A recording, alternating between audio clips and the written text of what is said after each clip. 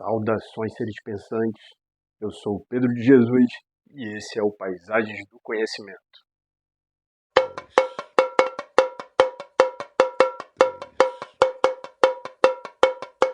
Estou fazendo um resumo rápido aqui sobre a China. Vai ter grandes mudanças, sobretudo porque nasce, uma nova forma de organização do país com a Revolução Socialista de 1949, liderada por Mao Zedong. Certo? A partir daí, a China vai elaborar uma série de projetos de industrializações, de reorganização de suas terras, e até então, com projetos que ficarão ali limitados, dentro de um contexto de Guerra Fria, e com problemas internos, e disputas com antigas oligarquias também. E em meio a isso, se tem, por exemplo, o auge de uma segunda parte da Guerra Fria na década de 70, onde Mao Zedong já não está mais no poder e chega ao poder, do Partido Comunista Chinês, Deng Xiaoping, que vai ser a figura aí que vai conduzir as reformas, internas e também reformas econômicas externas, preparando a China para uma rápida ascensão econômica, que vai marcar essa China mais atual, hoje conduzida, pelo Xi Jinping. Então, da década de 80 do século passado até 2010, a China crescia a um ritmo de mais de 10% ao ano, enquanto o resto do mundo crescia em média algo próximo de 3% ao ano. Então já era um ritmo de crescimento muito mais acelerado. O que vai levar esse crescimento, parte disso além, de uma série de planejamentos estratégicos da China, feito nos seus planos plurianuais, organizados pelo Partido Comunista Chinês. Há também ali investimentos pesados em ciência e tecnologia, criação de tecnopolos. Hoje a China tem os principais tecnopolos do mundo, principalmente em locais como Xangai, como a própria Pequim. Então, locais que vão ser marcados por um forte investimento em indústria de tecnologia avançada, certo? Mas antes disso, teve o projeto da criação das zonas econômicas especiais. É um projeto que vai fazer boa parte de estudiosos, de economistas liberais, começarem a se referir à China como um novo país de ascensão capitalista, um país saindo de uma periferia do capital e entrando em uma semi-periferia capitalista, colocado-se como um país emergente, e depois começa a se gerar uma série de discussões em classificar a China como socialista ou como um país capitalista, então uma confusão, porque a China é comandada pelo Partido Comunista Chinês, então a China é socialista, não é socialista, é de partido único. Não é esse o nosso interesse aqui nesse vídeo, Então a China é um local multipartidário, mas o Partido Comunista Chinês domina esse cenário, A China, o Estado chinês reivindica uma ideia ali de um socialismo chinês, de uma transição para um socialismo, mas não é esse o principal aspecto aqui, Não é essa a principal discussão. A questão é sobre esses investimentos gigantescos da China em ciência e tecnologia, da criação dessas zonas econômicas especiais ali que vão se estender, por boa parte do litoral chinês, com uma maneira estratégica de atrair investimentos, de atrair tecnologia estrangeira, estadunidense, japonesa, em parceria ali com a criação de joint ventures, de empresas locais. A China vai ficar marcada durante um tempo, por ser um local com produção de cópias, que vai se expandindo por outros mercados no mundo com produtos que são copiados ali sem muita qualidade, na entrada desse mercado. E depois a China passa a despontar como uma das grandes produtoras, de tecnologia de ponta no mundo. Hoje, num outro cenário de disputa, por exemplo, de produção, de chips, da produção de internet 5G, de internet 6G, então semicondutores, então a China entra num outro momento agora de produção tecnológica E aí se tem que analisar uma outra série de aspectos, né, na China. Há um investimento também pesado para além da ciência, da tecnologia, né, dessa produção industrial de novos tecnopolos, a questão relacionada a uma expansão da infraestrutura na China, né, da expansão da malha de trens de alta velocidade, né, de rodovias,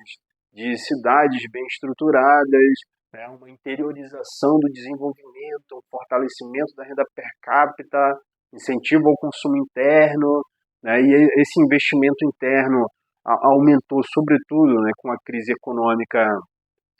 de 2008, né, a crise financeira ali do subprime, né, que vai atingir o mundo todo, e claro, a China, que se tornou a principal plataforma de exportação de produtos industrializados, não vai ficar fora disso. Colocando aí nesses pontos também outros aspectos importantes, como o fato, por exemplo, da China precisar de muitos recursos, né, como recursos minerais, né, recursos agrários, né, recursos de produção de grãos, não só para abastecer a população, né, com produtos alimentícios, mas também para movimentar essa indústria interna, né. A China tem uma disposição ali de recursos naturais internos não tão abundantes assim, principalmente quando se refere ao ferro, né? Então, o ferro presente, por exemplo, em locais no Brasil, como na região de Serra de Carajás, né, de Minas Gerais, e em vários locais por África, sobretudo na África subsaariana, são locais que interessam bastante a China, né, a indústria chinesa, sabendo o quanto a China conseguiu se expandir, se planejar, difundir novas tecnologias, crescer em infraestrutura, fazer investimentos internos, a gente chega a outros pontos de discussões para além, né, da questão chinesa, que são aí os mercados de terras estimulados por um mercado financeiro, certo? Então, entender que o centro do capitalismo é o mercado financeiro controlado por grupos de investimentos que envolve aí uma série de grupos empresariais é o ponto aqui mais importante, certo? Porque o mercado de terras é liderado, por exemplo, pelo Reino Unido, né? Você desenvolveu o Reino Unido nesse topo, Arábia Saudita, Estados Unidos, né? Grupos de investimentos, a Cargill, que controla grupos de investimentos, por exemplo, comprou terras aqui em alguns locais pelo Brasil, comprou terras pela Colômbia para estimular a produção de grãos,